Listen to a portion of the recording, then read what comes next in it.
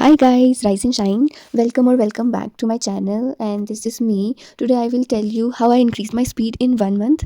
अगर आप लोग भी जेके एसएसबी एसएससी या कोई भी टाइपिंग एग्जाम की प्रिप कर रहे हो तो definitely this video is for you.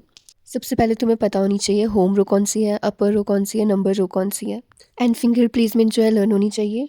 सबसे पहले हमारी फिंगर प्लेसमेंट जो है बिल्कुल करेक्ट होनी चाहिए, तभी जाके आपकी एक्यूरेसी बढ़ेगी and accuracy is must. Accuracy is most important than speed. Starting में हमें अपनी एक्यूरेसी पे फोकस करना है, हमें अपनी स्पीड इंक्रीज़ नहीं करनी और ना ही हमारी स्पीड इतनी जल्दी इंक्रीज़ होगी.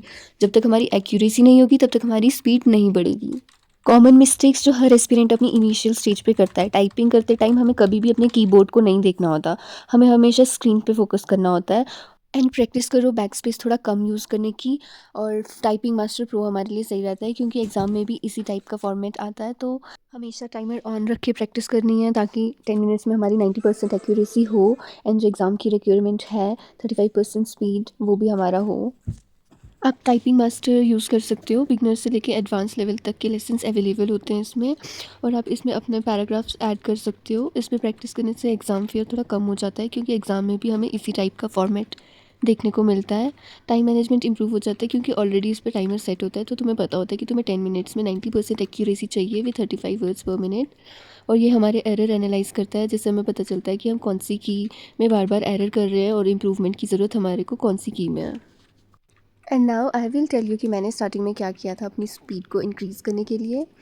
तो first of all I understood that speed comes with accuracy. There is no benefit of typing fast if accuracy is low. So मेरा पहला गोल था कि मैं अपने वर्ड्स को करेक्टली टाइप करूँ, ना कि क्विकली. तो मैंने सबसे पहले अपनी फिंगर प्लेसमेंट सीखी थी. फिंगर प्लेसमेंट के बाद मैंने होम कीज़ को जो थी उनको अच्छे से लर्न कर दिया था कि कौन सी फिंगर पे कौन सा अल्फ़ाबेट आएगा. एंड देन मैंने डेली प्रैक्टिस किया था 30 to 45 minutes daily. I divided my practice into small sessions. I never skipped a day.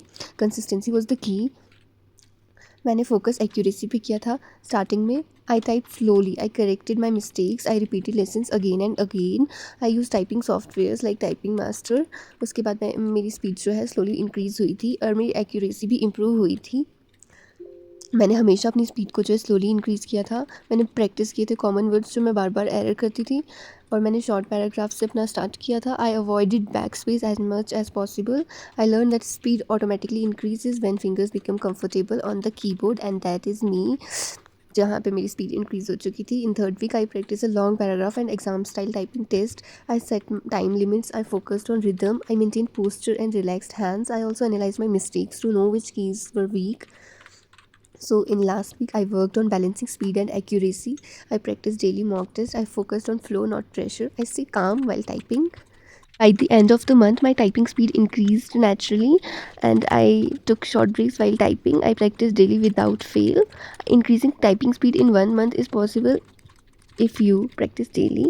Typing is a skill, and skill improve with practice. So stay consistent.